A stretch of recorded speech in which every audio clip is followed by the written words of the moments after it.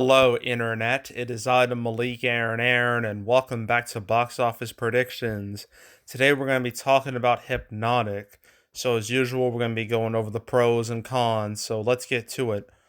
Pros. Alright, so this movie is from Robert Rodriguez. And have I ever talked about him on this channel? No. No. Well, really, no.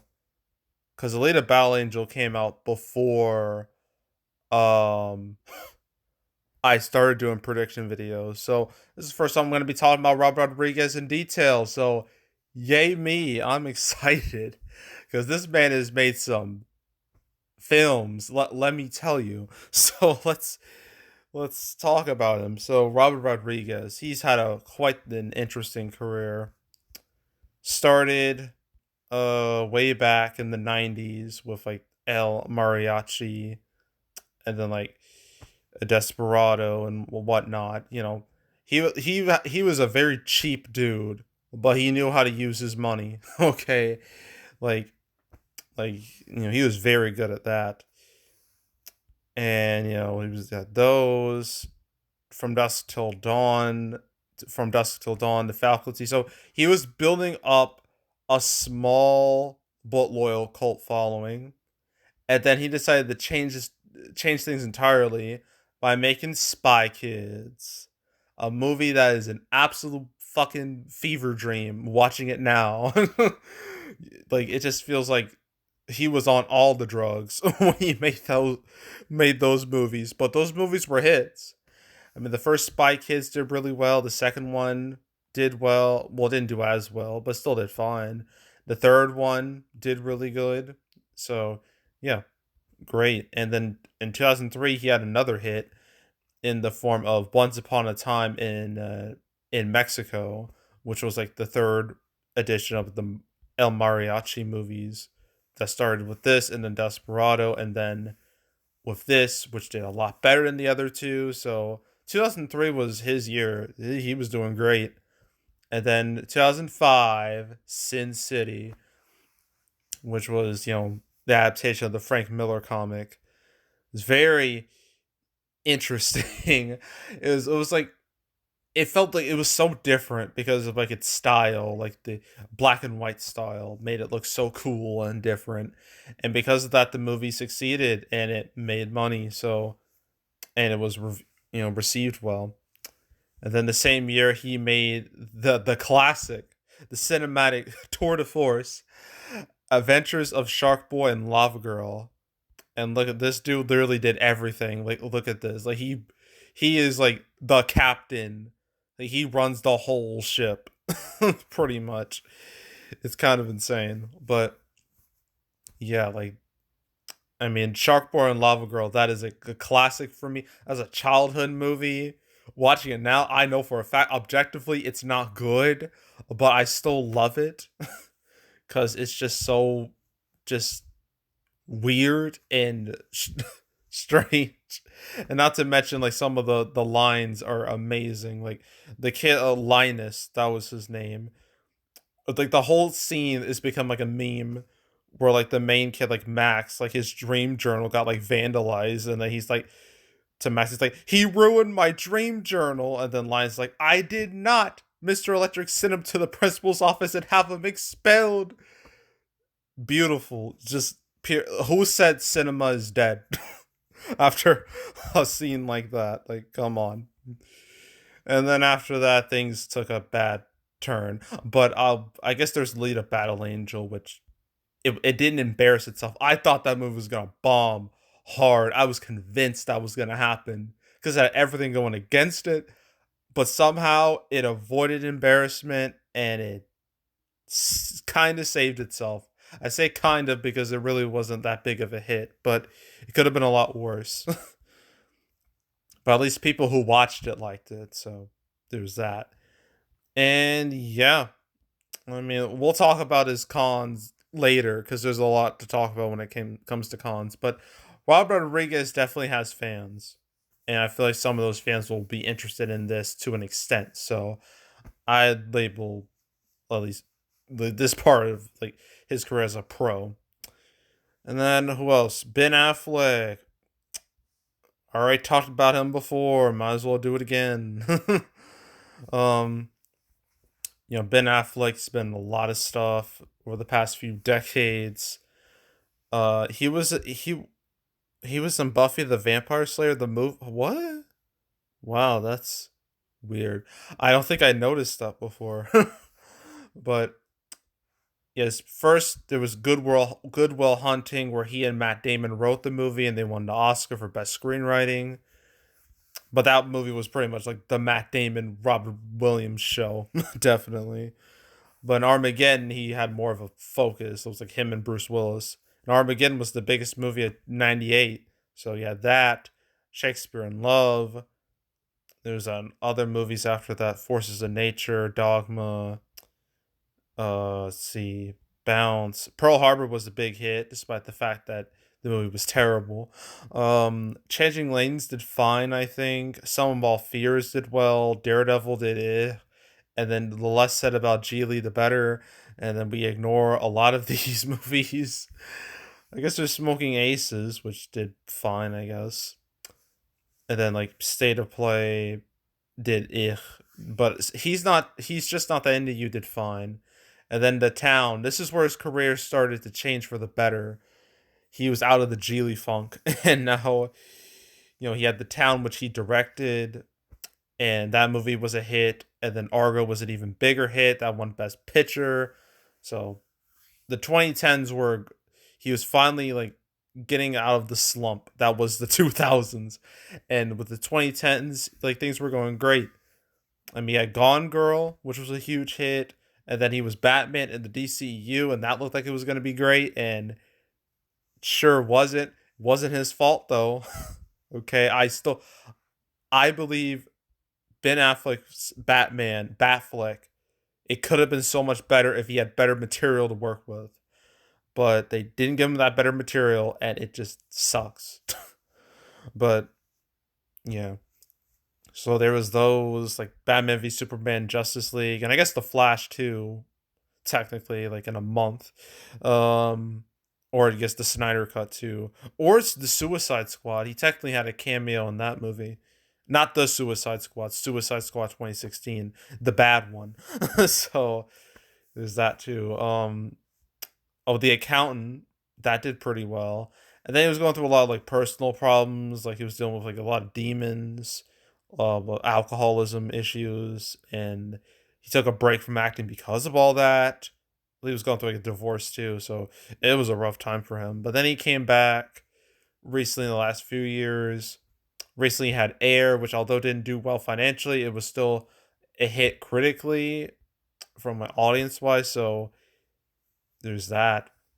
But yeah, Ben Affleck, he's probably gonna be the main reason. Like him and Robert Rodriguez, they're gonna be the main reasons why people even want to watch this movie. So yeah, I'd label Ben Affleck as a pro, even though he has had a lot of failures, which I will go over when we get to the cons. But yeah.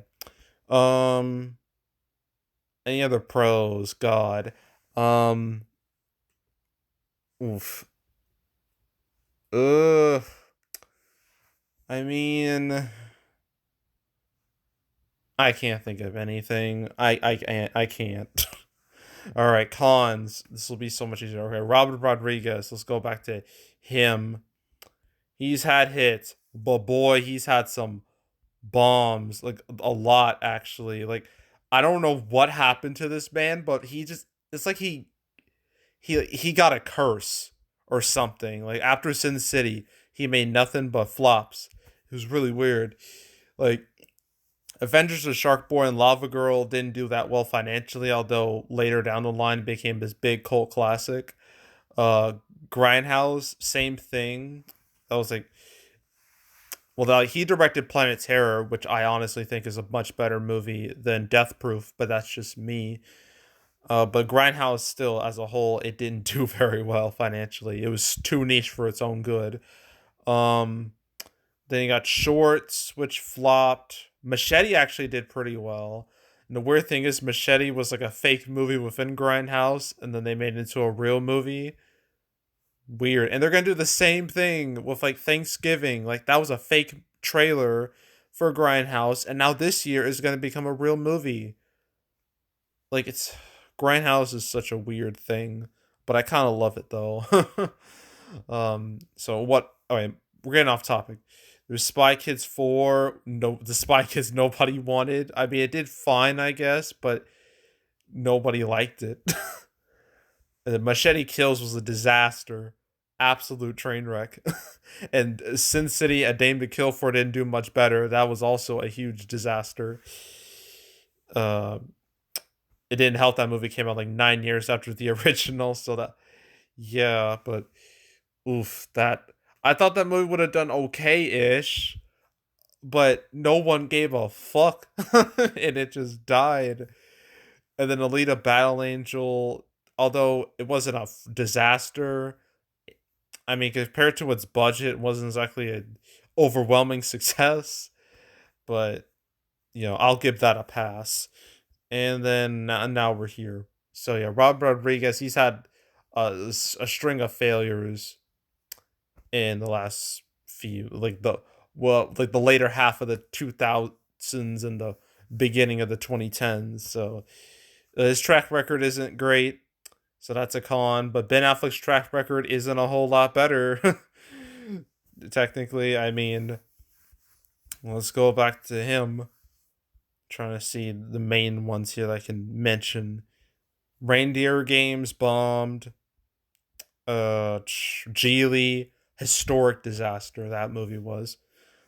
Paycheck bomb. Jersey Girl, ugh. I don't think that movie did well anyway. Surviving Christmas, huge bomb. Hollywoodland bomb. I'm trying to think of some others. I guess Extract, that didn't do well. I think Runner flopped. Live by Night was a huge L.